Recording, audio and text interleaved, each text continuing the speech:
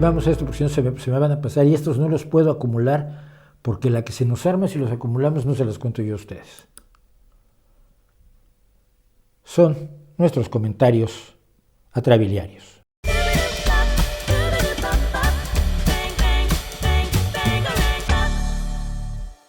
Nuestros comentarios dinosaurios de esta semana y déjame sacar donde tengo la información porque claro, luego tenemos el problema de la información.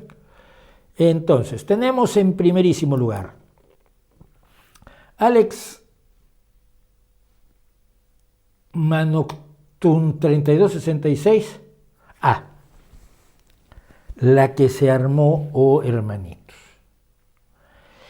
Dije y sostengo que los videojuegos no son arte, no son una forma artística. Nadie se pone a diseñar un videojuego como arte. Es un diseño videojuego para que la gente juegue y para ganar.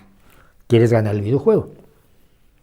Que incluye artes en gran medida, la música, el diseño, incluso la narrativa en muchas ocasiones, que tiene muchos elementos artísticos que yo creo que son perfectamente válidos, pero que como en sí, como género, pues no son arte, ¿no? Es como si el Monopoly lo haces con pinturas de Van Gogh, incluye arte, y entonces al Monopoly le pones música de Beethoven o de Mozart. Entonces, pues tienes un Monopoly que tiene elementos artísticos, pero en sí no es una obra de arte, no es arte. Uy. Oh herejía, hermanitos. Desde el que me dijo, sí es arte, y ya. Yo le dije ya, porque tú lo dices, ¿no? Hasta los que francamente se metieron con mi mamá. Y bueno, Alex Manoctun 3266 me dijo, lo mismo se puede decir del cine, que no es arte. Su objetivo es entretener donde está estipulado que tiene que transmitir emociones. No está estipulado porque te las transmite, pero es que el cine, nadie dice que el cine no es arte. ¿Ves? Es que es la diferencia. Siempre se ha entendido el cine como el séptimo arte, porque no se separa en nada del arte. Es decir, tiene la parte visual, tiene la parte musical, tiene la parte narrativa, pero no tiene otra parte. Entonces, lo que ha hecho es conjuntar elementos del arte para entretenerte. Pues está bien que se entretenga, entretenerte es provocarte emociones también. Mucha gente considera arte a los videojuegos, ya. Y mucha gente considera democrática la República Democrática de Corea, yo no creo. Precisamente por eso transmiten emociones. Hombre, chico, yo jugando Doom, la única emoción que me transmite es, uy, está otro de esos que me quiere matar.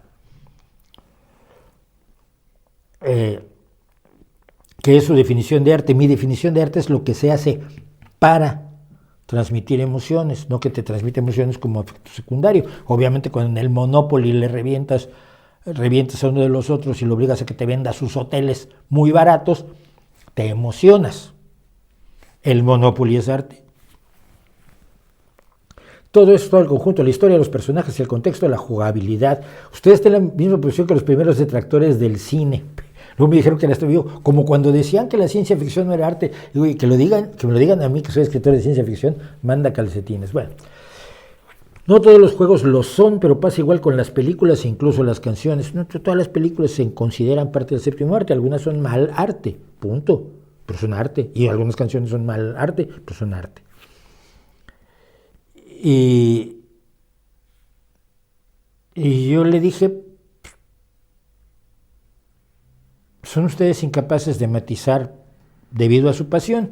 Es como si creyeran los pobres que si uno dice que los videojuegos son arte, ellos quedarían validados, que es una necesidad bien triste, ¿no? Si Mauricio dice que son arte, ya, ay, por fin ya, hemos logrado librar el mayor obstáculo. Por favor.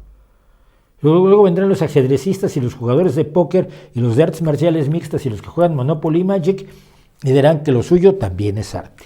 Y si todo es arte, nada lo es. Bueno, y luego me dicen, todos esos ecologistas, me dijo Teresa, RX4J, todos esos ecologistas que apoyan lo que dice la ciencia y el IPCC de la ONU sobre el cambio climático, ¿los salvarías también como a los ecólogos? Que los ecólogos son biólogos que estudiaron la especialidad de ecología. Y le digo yo, dime cuáles de ellos se quedan allí y no sacan conclusiones fuera del IPCC. Tienes a la cada vez más desaparecida Greta Thunberg, que jura que el problema del cambio climático ya está resuelto, técnica y científicamente quiero decir, pero la solución no se aplica porque todos son malos menos ella, cuando no está resuelto. Si se quedara en la ciencia, tendría que admitir que todavía no tenemos la solución para contener el cambio climático. Le digo, en fin, hazme la lista de los que apoyan lo que dice la ciencia sin luego inventar lo que no dice la ciencia u oponerse a otras cosas que sí dice la ciencia, como que los transgénicos no hacen daño y la energía nuclear es indispensable para contener el cambio climático, lo orgánico es una patraña y cosas así. Debo reconocer que Teresa me dio la razón después. Rubén Favila, me hablas. A los anteriores asesinos y tiranos, siempre la gente cuando se olvida cuánta gente mataron, pues ya la gente los quiere exaltar, ¿no? Pasa con Pinochet mucho. Porfirio Díaz en la historia de México ha sido valorado de forma diferente por diferentes personajes, si veamos quién, ya que se le considera tanto un dictador como un estadista. Logró la estabilidad política y social en un país que había estado marcado por la anarquía. No tanto, llevaba 3 periodos Juárez, pero bueno. La crisis económicas y políticas y las intervenciones extranjeras. Su mandato se caracterizó por el crecimiento económico, la expansión de las vías de comunicación y de los centros urbanos y una imagen de solidez en el extranjero. Y yo le digo, a ver, su mandato se caracterizó por la consolidación de una oligarquía, la explotación más que brutal de los campesinos, la tortura, la represión a movimientos de trabajadores, el abandono del campo, la antidemocracia y una crisis política tan grande que provocó una revolución con 1 millón de muertos. No veo qué aplaudir. Y diría más, la última intervención extranjera la había parado Benito Juárez, que fue presidente hasta que se levantó contra él Porfirio Díaz, y no hubo intervenciones extranjeras después de eso. Sí está contada la historia un poco muy a gusto de quien sea. Diablo Cazador, me cae bien Diógenes. Estaba yo hablando de que en vez de es de las que estuve rescatando del pasado, decía yo que en vez de adoptar una postura filosófica, pues yo voy a ser estoico, no, yo voy a ser neoplatónico. En lugar de eso, pues adoptar una moral basada en los hechos y los datos que conocemos. Y Diablo Cazador me dice, me cae bien Diógenes. Cuando Alejandro Magno le dijo que podía pedirle lo que fuera, le respondió, quítate de enfrente que me estás tapando el sol. Así dice la leyenda. En todo caso, fue un crítico de los filósofos de su época y no creo que lo vieran con buenos ojos sus colegas, no lo sé. Pero yo digo, es Diógenes el filósofo ideal para joder a los pobres. La pobreza es una virtud, lo dijo Diógenes. No sé para qué quieres clínicas y vacunas y escuelas para tus hijos y mejores salarios. No. Mira, este filósofo dice que hay que ser pobre. Anda, síguelo, es un buen filósofo. Tienes que buscar la virtud, no vivir mejor. Eso déjaselo a los ricos, que ellos te explotan y te oprimen y no son virtuosos. Y él dice que malos. Anda, sé pobre y deja de estar jodiendo. ¿Qué es para lo que sirven ese tipo de algunas escuelas filosóficas? Es lo que siempre he dicho. Micare 8712, y aquí aparte de lo que le contesté voy a abundar en otra cosa. Dice, un puñado de humanos crearon religiones para controlar y manipular a otros humanos que a su vez tienen necesidades espirituales ante la inmensidad del universo y el miedo a ello. Y le digo yo, wow, qué genios. Alguien creó las primeras religiones sabiendo que con eso iba a controlar y manipular a otros. Vamos, porque es un genio de la psicología y la sociología en la edad de piedra. ¿No te avergüenza ni un poquito ser tan conspiranoico? Mire usted, la gente insiste mucho, aquí estoy saliendo de lo que, o ampliando mi respuesta. Las religiones fueron creadas para manipularnos. Las naciones fueron creadas para controlarnos. ¿Quién será la persona tan inteligente, tan lista, que diga, mira, si invento un Dios y digo que hay que quemarle palomitas y ya con eso voy a manipular a la gente? O sea, es una pretensión absurda. Es una visión totalmente conspiranoica de cuanto ocurre en la vida humana. No, mira, las religiones tienen su origen en la forma en que somos los seres humanos, en el miedo a la oscuridad, en el miedo al no saber, sobre todo el miedo a la muerte, sobre todo la preocupación ante la muerte, sobre todo el miedo a estar enfermo, a que te le pase algo a tus hijos, a tener frío. y se crean los mitos y entonces se descubre que aparte sirven para manipular a la gente, sí, por supuesto, pero no se crean para eso, es darle un crédito excesivo a supuestos malévolos señores que lo sabían todo y conocían el futuro y tocaban en rock cuando no había guitarras ni eléctricas ni no eléctricas. Pues no, es una visión muy simplona que está muy generalizada y esto que sirva para prevenirlos a ustedes contra ellos, ¿no? Llegamos a nuestra gustada sección Elton, el premio Elton.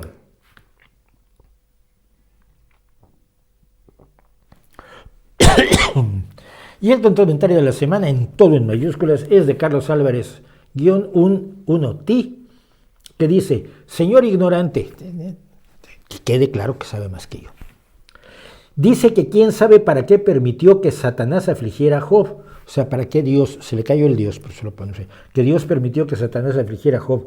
Sencillo detractor de Jehová, ay gracias, para demostrar que hay hombres que sienten verdadero amor y adoración a Dios y no por conveniencia como Satanás, el padre de la mentira y su Dios, le señalaba. Eso es lo que está diciendo. Cuando el diablo le dice a Dios, solo te quieren por conveniencia, Dios se queda, no, mira, te voy a demostrar. Y yo le digo, así que tu Dios necesita demostrarle cosas al demonio con el dolor de un inocente. Tú crees en un demonio muy poderoso, qué horror. Porque un Dios al que venga, un don nadie de cuernitos a decirle, ay, a ti solo te quieren porque eres. Sí, ¿a ti qué te importa? Regala este payato, ni caso te hago. Vamos, como lo que yo hago con mucha gente a la que bloqueo sin contestarle. Yo esperaría que si el demonio llega a echarle el rollo a Dios, Dios lo bloqueara sin contestarle, pero hay gente como don Carlos Álvarez que es muy religioso y cree en un Dios poderosísimo. Para ser ateos, me dice Rosana Ortiz, 3610, para ser ateo habla más de la cuenta de las religiones y de Dios. Si no existe, según usted, no veo necesidad de hacerlo. Esto es una cosa que se repite mucho, y yo repito mucho las respuestas. ¿Por qué no? Claro que hay necesidad, mira. Mientras personas como tú crean en esas patrañas, modelen su vida sobre ellas, ataquen a otros por no creer, es necesario hablar de cómo tus dioses no existen y tus religiones son tóxicas y mortales para millones. Luego, y a Sheine también estamos de mayúsculas el día de hoy, me dice, ¿crees en ovnis? Y le digo, ¿quieres decir que si creo que hay cosas que vuelan y no sabemos qué son? Sí. De hecho, cada vez que veo un pájaro y no conozco de qué especie es un ovni, por ejemplo. ¿Preguntas si creo que nos visitan extraterrestres surcando millones de años luz para estrellarse en el patio trasero del tonto del pueblo?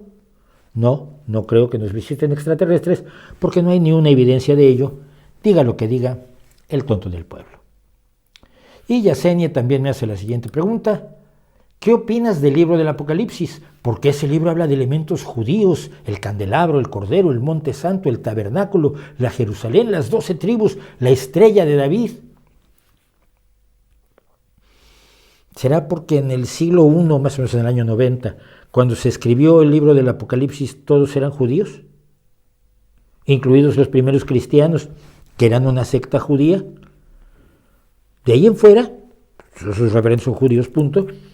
Todo indica que son los delirios de un esquizofrénico, Juan de Patmos, que fue exiliado en la isla de ese nombre porque estaba totalmente chiflado.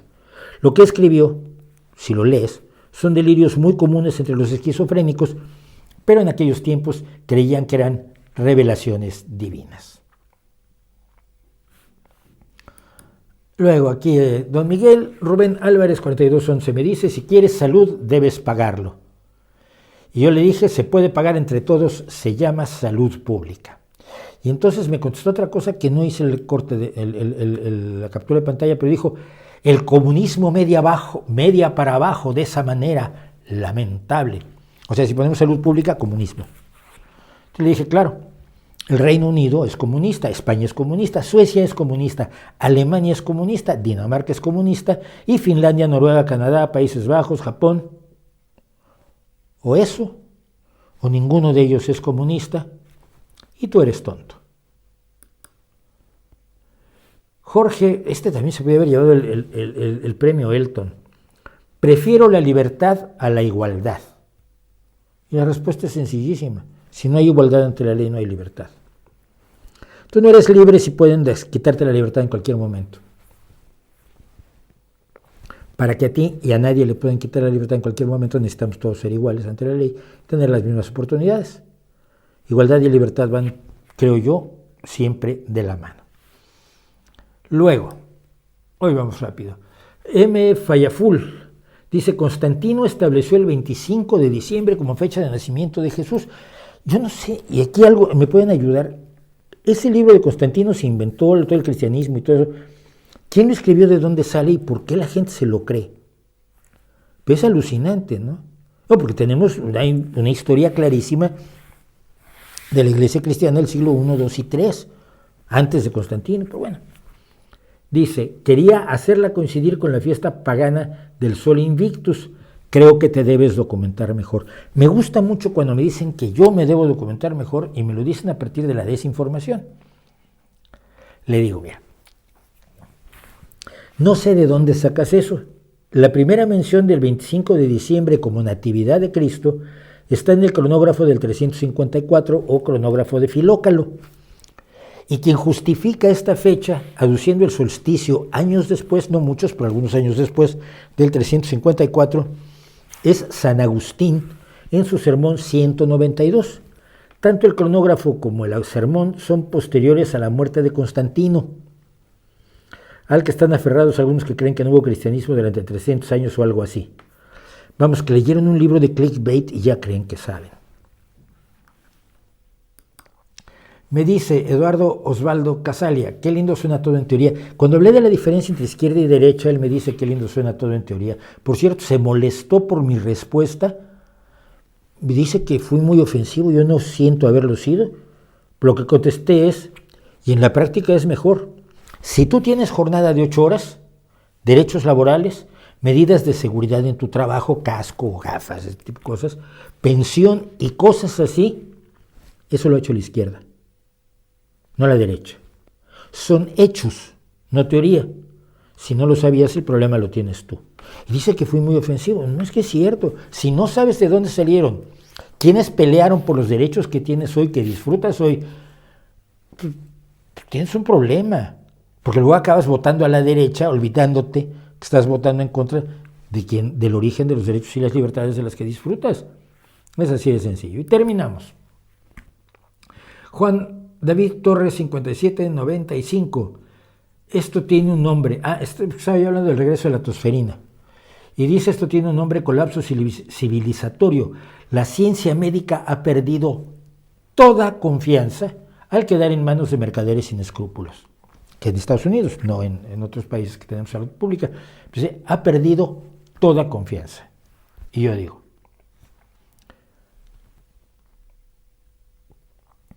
¿toda confianza? Quiero suponer que si te rompes un brazo no permitirás que te lleven a un hospital, sino exigirás que te lleven a un curandero. También si tienes una infección urinaria dolorosísima, si atropellan a tu mamá o si tu hijo tiene unos parásitos intestinales. Que allí sí irías al médico. Eso también tiene un nombre: hipocresía para el postureo. Y cuando llegamos al final de nuestros comentarios zapatosaurios, mira, este era el título que tenía que haber usado hace rato. Digo que así llegamos al final de nuestros comentarios zapatosaurios, los comentarios temerarios de hoy, donde la gente comenta y luego se molestan porque respondo. Pues es que si no quieren que responda, no comenten, ¿no? Sí, tienen la libertad de comentar, salvo aquellos a los que borro y punto, y me da igual. Pero pues, si ustedes deciden, yo también, ¿no?